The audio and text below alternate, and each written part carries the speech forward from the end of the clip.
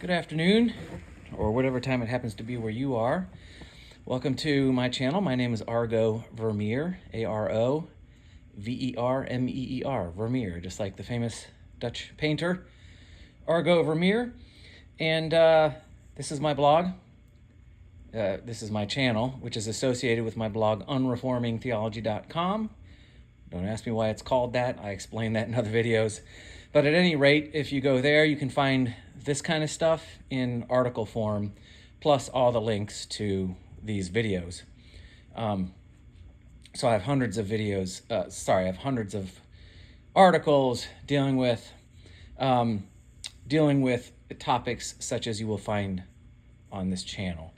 On this channel, I am most interested in examining the metaphysics. So, in other words, with respect to ideas, institutions, schools of thought, philosophies, ideologies, theologies, doctrines, I examine them for the implicit, most often, or occasionally explicit, metaphysical assumptions they make. In other words, the fundamental assumptions that these things make, these ideas, institutions, etc., the fundamental assumptions they make about the nature of man, God, and by God I mean the metaphysical primary, the root of reality, man, God, and reality itself. These metaphysical assumptions form the substrate or the foundation for everything that man does. All of his institutions, his ideologies, his doctrines, his philosophies, his theologies are founded upon fundamental metaphysical assumptions. Metaphysics is the primary, most fundamental, first and foremost philosophical category. Topics that would be considered metaphysical topics are, in summary, anything that has to do specifically with the why, how, and what of something's existence or existence and reality itself belongs in the category of metaphysics. Okay? So that's what metaphysics is. There aren't many metaphysicians out there.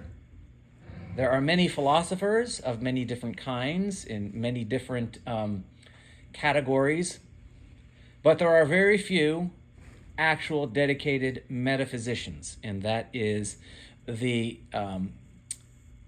niche that I am trying to fill with this channel.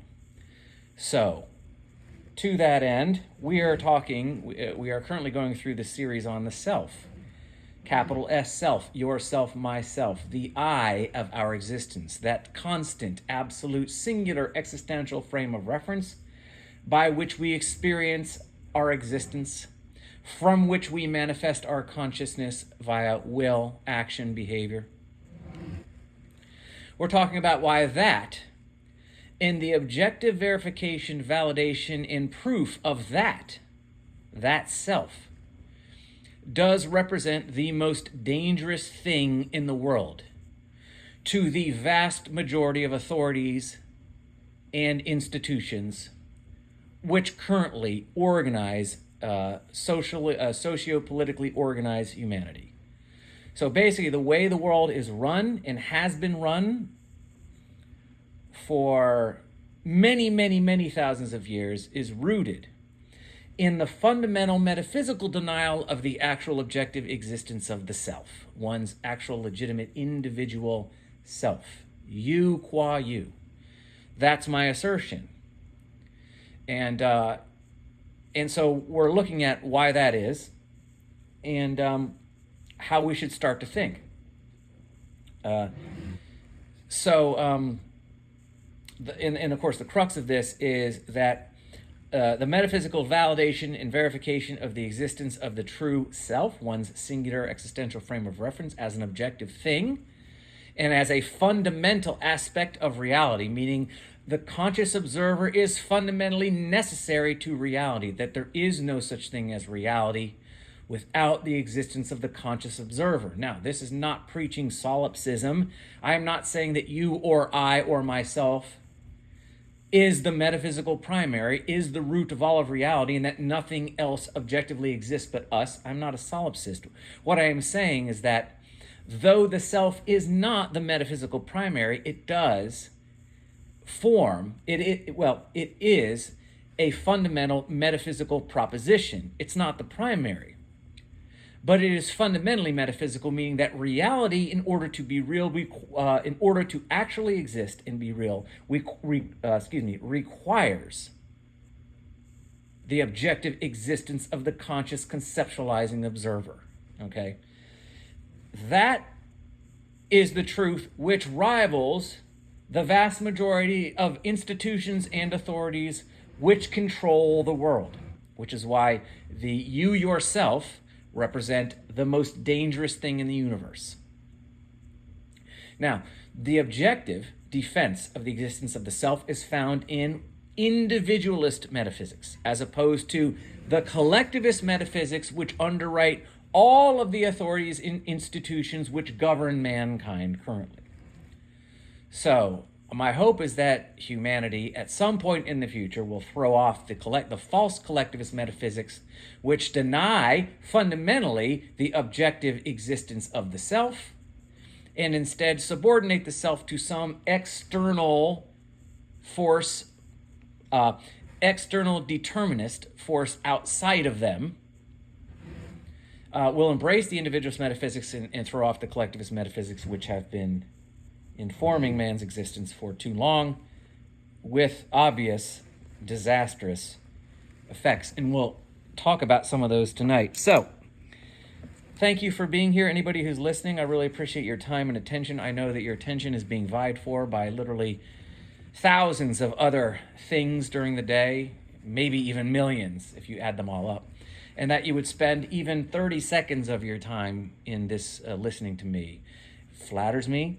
And I don't say that facetiously, and I don't say that hyperbolically. I mean that. So thank you for being here, any number of you. So thanks for being here, to whether it's 2 of you or 8 of you or 30 of you, or, this is a small channel for some obvious and some not so obvious reasons. One obvious reason is that the algorithm is just not going to favor a channel like this. Another obvious reason is that metaphysics is something that confuses people, if they've even heard of metaphysics in the first place, which most haven't. Even those who should understand metaphysics, like anybody who's religious, even those people haven't heard of metaphysics. So it's not going to be a very popular kind of channel, because it's just not going to be accessible to many people for some reasons. For many reasons, for a variety of reasons, it's just not going to be accessible. The complexity of metaphysics, or the ostensible complexity of metaphysics in this environment, is going to turn the majority of people off. The postmodern world is just not a world that's interested in thinking too deeply about anything. Which, again, I'm not blaming people in general for that, but that's just the way it is. And also I understand that metaphysics can be kind of dry for a lot of people, and it's just not their thing. Some of the less obvious, maybe all the reasons are obvious why this channel is not that successful. I'm a Luddite. It's technologically stunted. Of course, I just simply don't have the time to devote to the technological aspect of this channel and this social media presence, because of the way life is. We homeschool our kids. Only one of us works, so there's a lot going on here, and so it tends to get busy. So maybe in a few years' time, I will be able to devote some more energy and resources into developing the sort of technological side of the platform. But for now, it's just me and my ideas, such as it is. So that's just the way it goes for now. But at any rate, my point in saying all that is just thank you to whatever number of you are listening, and I really do appreciate your time here. Okay, so we're on part 7 of The Dangerous Self, and now what I said was initially I did a video called "You Are the Most Dangerous Thing in Existence, and So You Were Reprogrammed at Birth," and then I listened back to that, and I thought it was. I think the approach was a little bit scatterbrained, a little bit hyper, a little bit uncoordinated. But I liked it enough that I thought there was I thought there was interesting and important enough information to leave it up, but then I thought I probably should do that a little more justice. So I decided what I do is I take it and I draw it out over several episodes into a multi-part series, and then add more thoughts and kind of expand and expound on the ideas.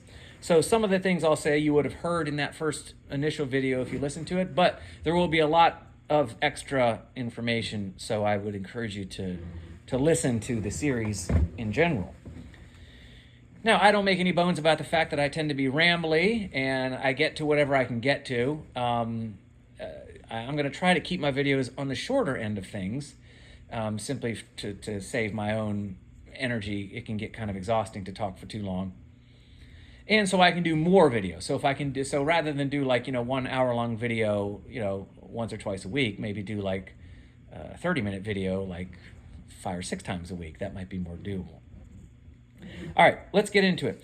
So now, getting back to the metaphysics. So when we are talking about the self and verifying, validating, proving the objective existence of the self, as I said before, we're dealing with a metaphysical proposition, the conscious, or more specifically, conceptualizing observer. Consciousness is technically an epistemological issue. Consciousness really represents an epistemological frame of reference, the frame of reference for knowledge. So technically, we wouldn't necessarily speak about consciousness as being a metaphysical issue or a metaphysical proposition. What we're really talking about is conceptualization, man's ability to conceptualize, primarily the distinction between himself and his environment. So the ability of man to conceptualize a distinction between self qua self and not self, or one's environment, which would include his body. That's the fundamental root conceptualized distinction. That's metaphysical. So fundamentally, man's ability to conceptualize himself versus not himself. That's metaphysical. So the self then, so the self comes from man's ability to conceptualize. This is a metaphysical issue. It has to do with the nature, existence, the why, how, and what of man, qua man. So, as I do on this channel, and as I'm the vast majority of my interest and focus in life in general, when outside of my familial obligations, obviously, is metaphysics. And as I said before, in other videos, the metaphysics is where you find the truth. The truth, determining what represents a good idea or a bad one, a good institution or a bad one, a good doctrine or a bad one, a rational theology or an irrational theology. This can be found objectively by examining the metaphysics. If the assumptions made about the nature of man, God, and reality, which underwrite that idea, etc., are rationally consistent, meaning they do not contradict, they do not require a suspension of disbelief or cognitive dissonance, then that represents a valid, rational, and ultimately efficacious idea, efficacious to man and his existence, so mankind. Obviously, I mean men and women here. So when I say man, capital M, man, I mean humankind.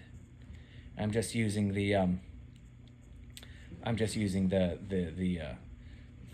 what do they call it? The arcane? Is that what's going? Or anyway, when we were how man is referred to, humankind in the past has been referred to as man, capital M. So I'm including obviously women. For any of you who might be confused about that, which you might be, because if you're young enough, you might have heard of humanity referred to simply as humankind, as opposed to just man or mankind. But when I say man, I mean capital M, which means everyone that's human. Okay, so when you examine the metaphysics, because that's where the truth is, you see the truth, you can know something is true, or an idea is true, or a philosophy, institution is true and right and just and efficacious and proper and legitimate by examining the metaphysics. If the assumptions are consistent, they don't contradict, then it's in all likelihood we're dealing with a legitimate idea, institution, doctrine, etc. It's when you examine the metaphysics and there are contradictions that you are required to hold. This suspension of disbelief, this cognitive dissonance, this blind faith at the metaphysical level, that's when you know you're dealing with an idea that is false. An idea that will not be efficacious ultimately to mankind's survival, to his prosperity, to his propagation.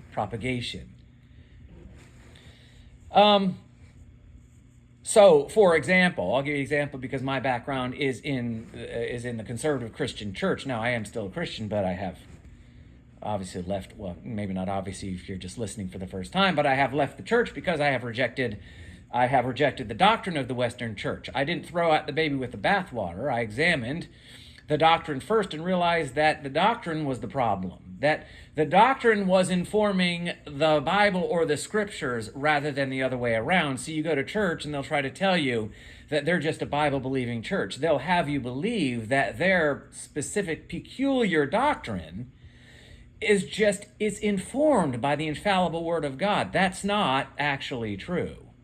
No, their preconceived doctrinal lens informs the scriptures. The scriptures are what is twisted to conform to the doctrine, not the other way around.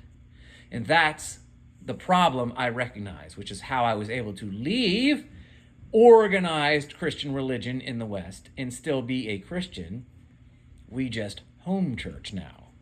We don't belong to a denomination that is rooted in what is fundamentally the Gnostic metaphysics that were infused with Christianity or synthesized or integrated into Christianity once Christianity became a state religion and had to promote the existence of the ruling class. In other words, Christianity had to go from what I argue was an individualist theology to a collectivist one.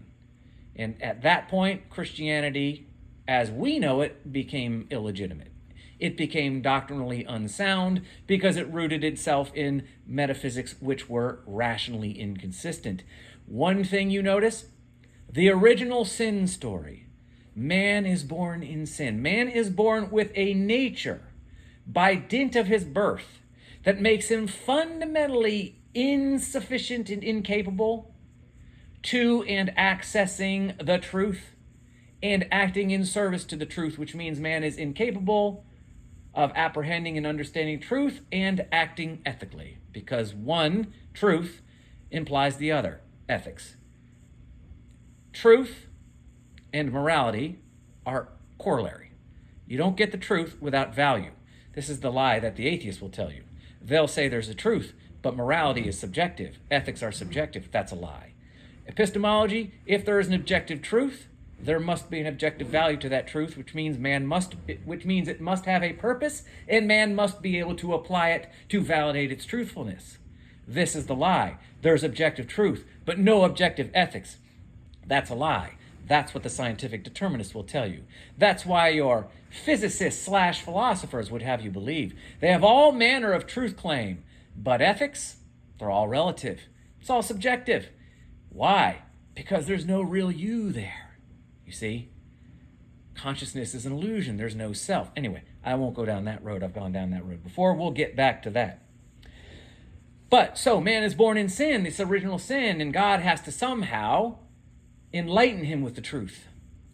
How is God, who is absolutely good, how is God in God's truth compatible with that which is absolutely evil? Man, in his fundamental nature, because of his original sin, is insufficient to truth and goodness. Man, in other words, is, at his root core, absolutely evil. So how do you synthesize absolute good with absolute evil? These two things are contradictory. They are mutually exclusive. That which is absolutely evil can have nothing to do with that which is absolutely good. This is a fundamental metaphysical contradiction. How does God enlighten that which is absolutely insufficient to truth and incapable of accessing it in its very root, fundamental, infinite nature? How does God enlighten that with the truth? The answer is God's grace. What does that mean? It's a mystery. You see this? This is a metaphysical contradiction. The metaphysical contradiction of original sin. Now, they'll qualify it, and they'll do all kinds of theological and mental gymnastics, try to convince you that what's a contradiction actually isn't really a contradiction. Yeah, it is. I was in the church 35 years. I know what they mean by original sin. I sat through thousands of sermons, and that's what it means. And I don't care what church you go to. Some will pay more what I would call simple lip service to the original sin doctrine because they understand that functionally it's untenable because it's a contradiction, where others are more draconian and demagogic with respect to the original sin, meaning that they the leadership interacts with the laity as though the laity is completely insufficient to anything, to any knowledge and any goodness in and of itself. Other denominations are more willing to simply pay lip service to the original sin doctrine, but it's a fundamental doctrine regardless of what denomination you're in, if you are in a church in the West 99.9% of the time. Now, again, I'm not familiar with all denominations. I don't know much about the Mormon Church. I don't know much about Jehovah's Witness, that kind of thing. But every other church I have had some kind of relatively significant experience with, so I know what the fundamental metaphysics are, and that's what it is. It's a fundamental metaphysical contradiction. So, if your fundamental beliefs require you at the root level to accept some kind of rational contradiction, somehow God has to integrate himself or synthesize his goodness with that which is absolutely evil, such as in the doctrine of original sin, well, you understand that that is a false doctrine. And you can't believe it. It's blind faith, and blind faith is no faith. Blind faith is another Christian, it's not a doctrine, but blind faith is something that's at least very implicit to your Christian walk. You don't know. God's just going to do what's going to do. You just have to trust and believe. You can't. Blind faith, by definition, means you don't know what you have faith in, which means it's not faith at all. You have faith in nothing. Faith in nothing, by definition, is not faith. It's the absence of faith is what it is. So when I say you examine the metaphysics, this is what I mean.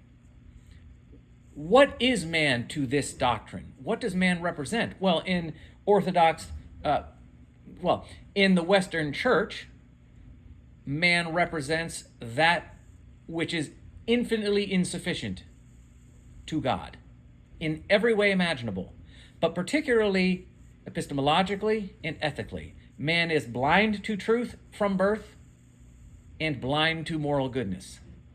That's what man represents. That, if you examine that for more than 5 minutes, you realize you run smack into a contradiction. Because how can God, who is absolutely good, do anything with that which is absolutely evil?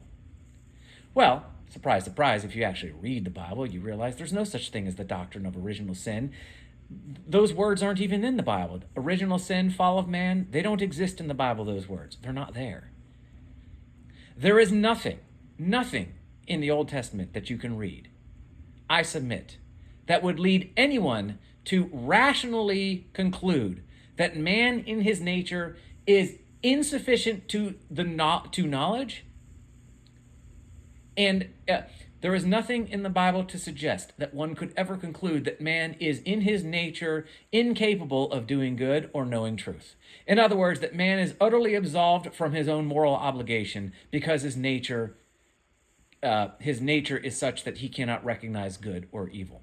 There is nothing in the Old or New Testament that I would argue ever suggests that man's nature, whether pre or post Eden, that ever gets man off the hook for his own moral choices, that ever takes the truth out of man's hands.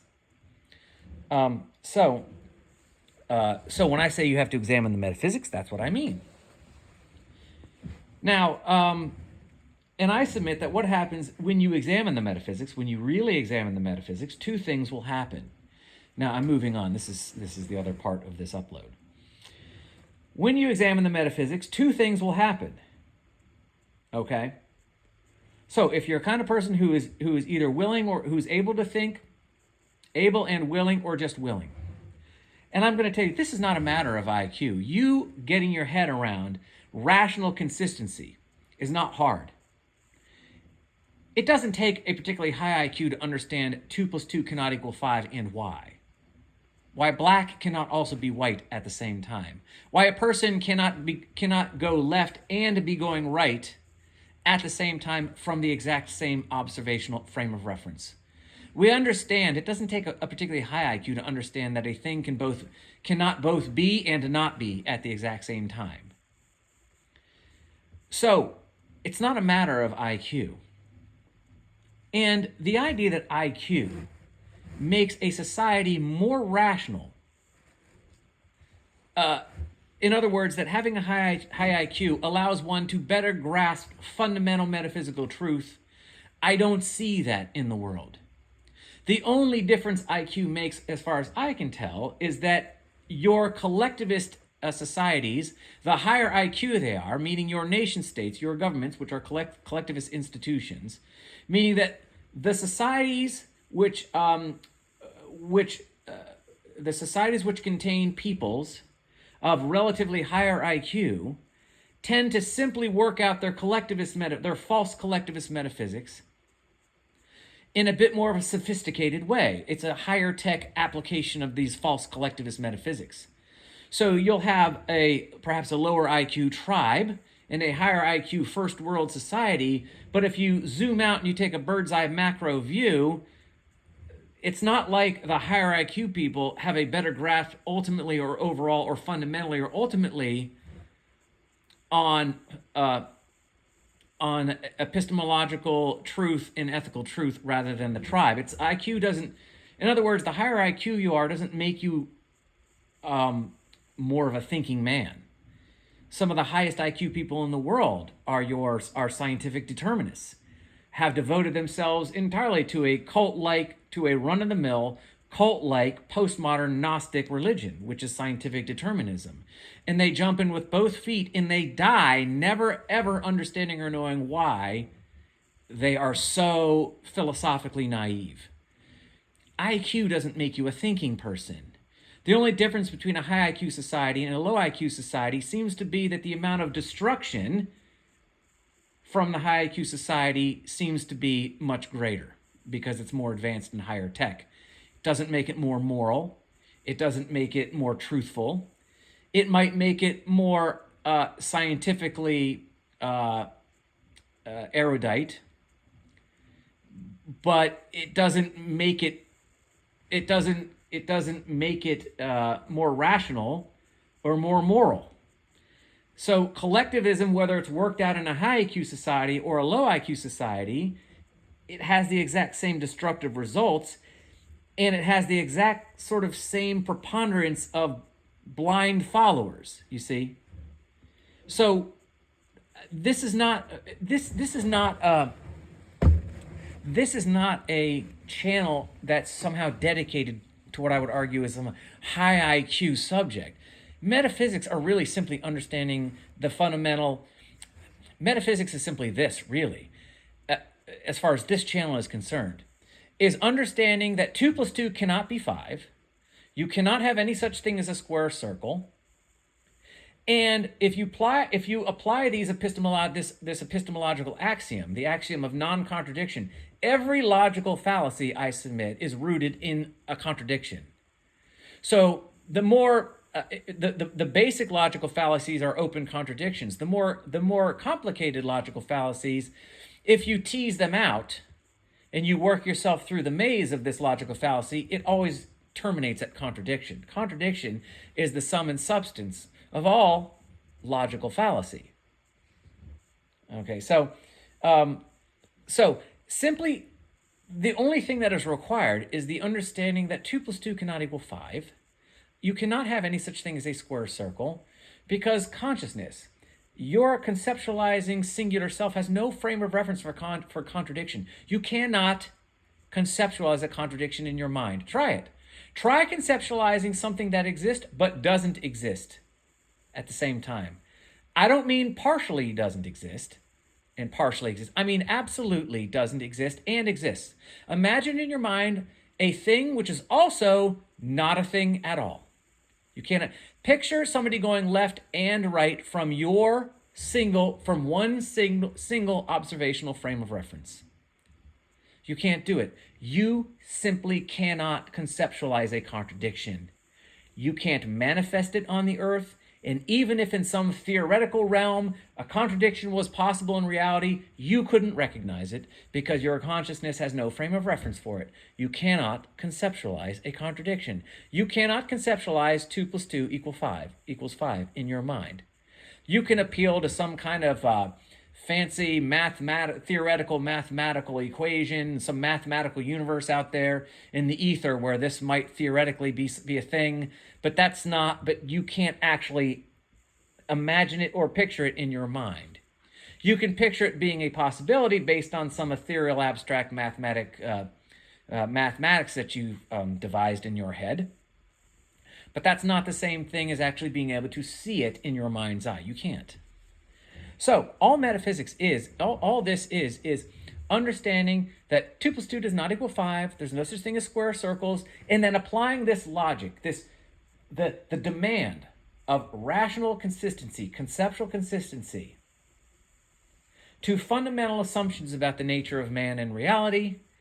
This is all that's required. You go, I will not accept contradiction as being a fundamental truth and something that is capable of informing an idea, philosophy, doctrine, or institution. I refuse to accept it.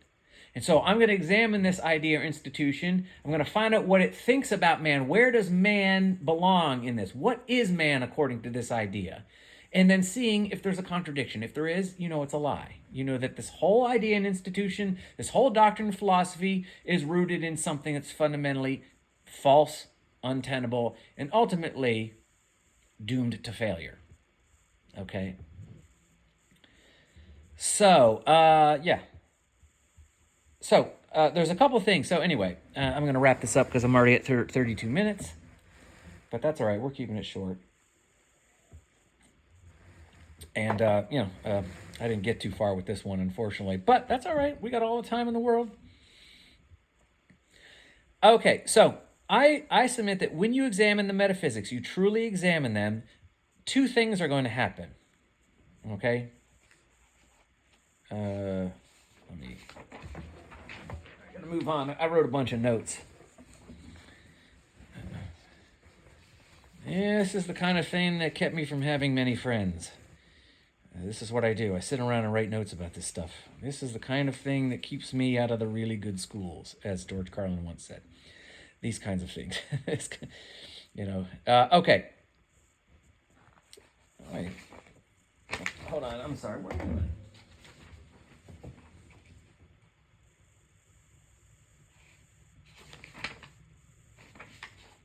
Two things are going to happen. Where am I?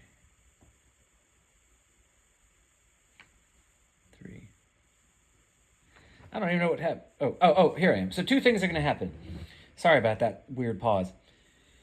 You're going to realize that it's all bullcrap. You're going to realize, you're going to see how so much of what informs, and you're going to realize how much of what informs the institutions and ideologies which form your society, you're going to realize how much of just everything around you is just bullcrap. You're going to realize that almost everything around you, under the auspices of this governed society, this society that exists under the socio-political dynamic of authority and submission, the ruling class and the ruled, you're going to realize that almost all of it is bullcrap. It's all superficial. It's all a facade. It's all built on lies. That's going to be a rude awakening. Everything people think is important, everything people like and do and believe in and where they go and what they think and who they vote for, you're going to realize it's all tenuous at best.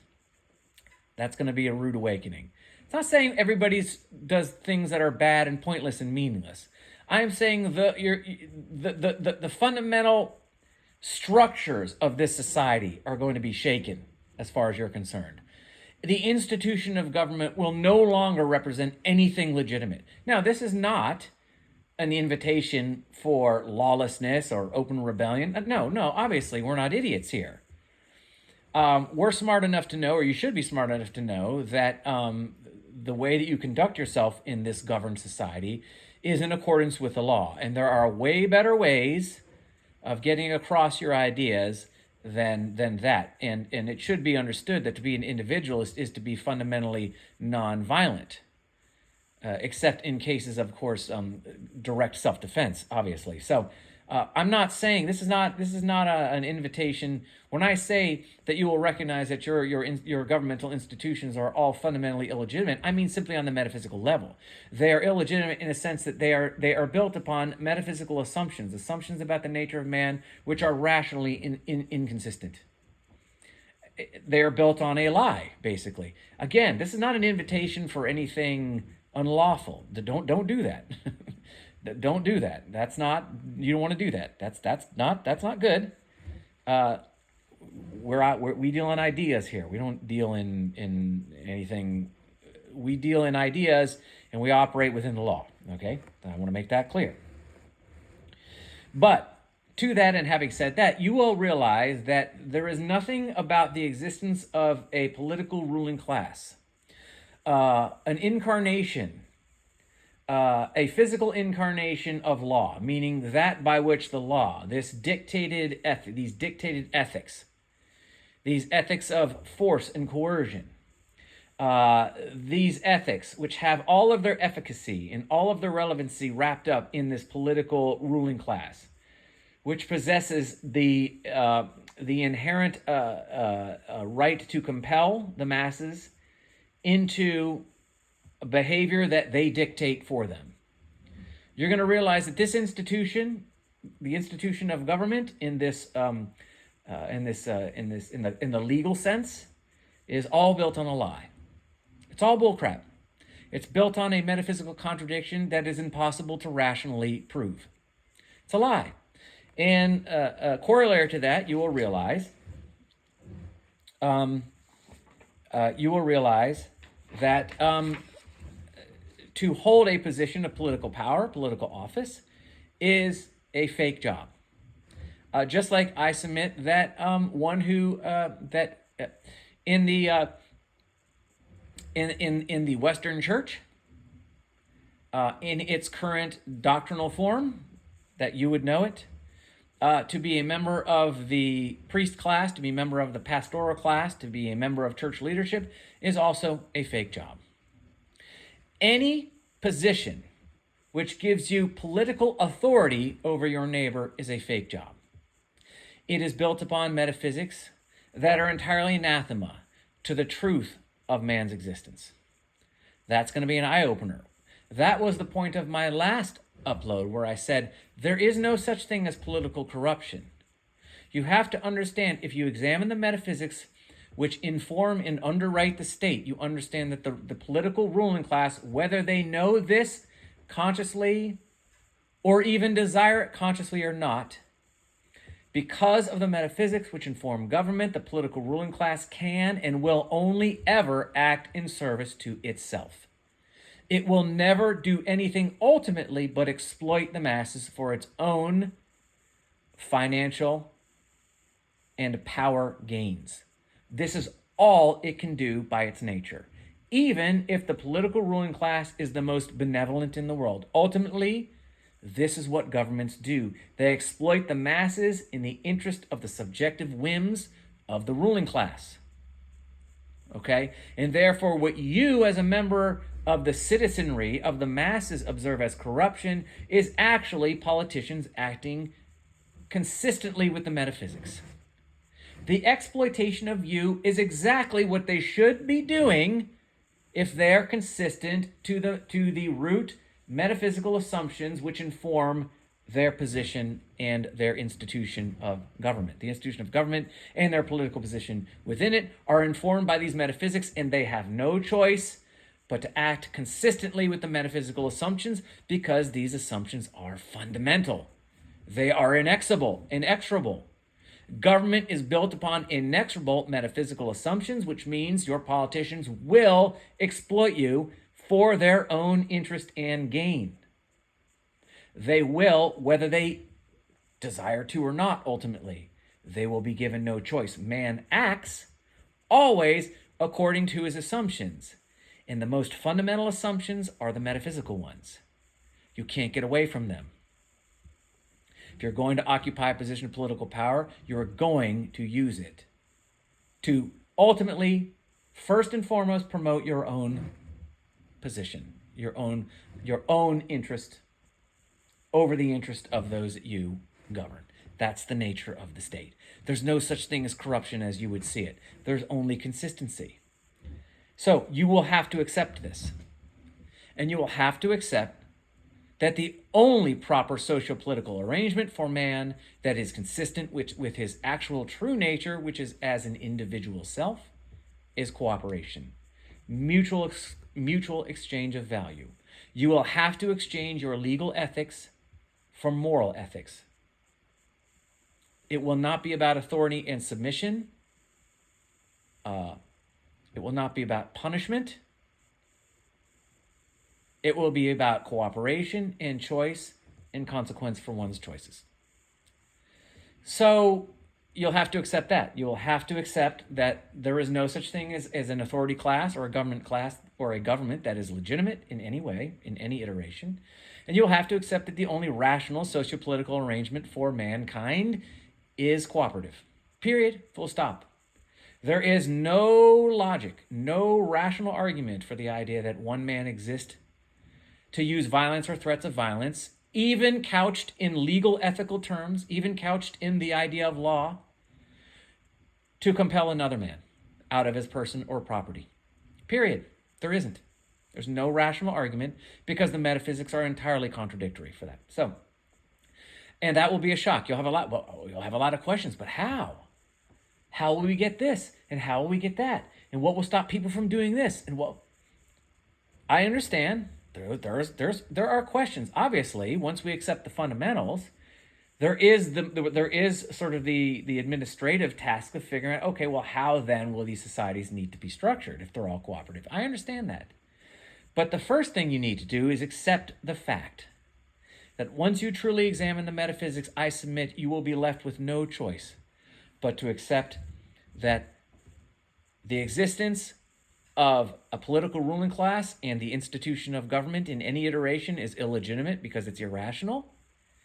And you will have to exchange the law for pure morality, that you will recognize that legal ethics are false. The law is a false ethic. Morality, not legality, is the only way that man can ethically interact. This is what you're going to discover, I submit, if you do it long enough. And it will be uncomfortable, but nevertheless, it's the truth. So, okay, I think I'm going to stop there. And because I've gone long enough, I've gone longer than I wanted to. Oh, you saw my living room, sorry. And the trash can. That's a lovely beautiful trash can there. All right, so hopefully this was helpful, and I hope that it was informative, and whatever listeners I happen to have left after my last upload, I appreciate you being here. Hopefully I didn't lose everyone. But yeah, I think that's all for now. So have a great rest of your week. Please like and share and subscribe if you want to. Again, thanks so much for being here. I cannot thank you enough for giving me your time and attention. And I really hope you got something out of this. But having said that, I will stop for now. We'll do part 8 next time. And I look forward to talking at you later. Okay, take care. Bye.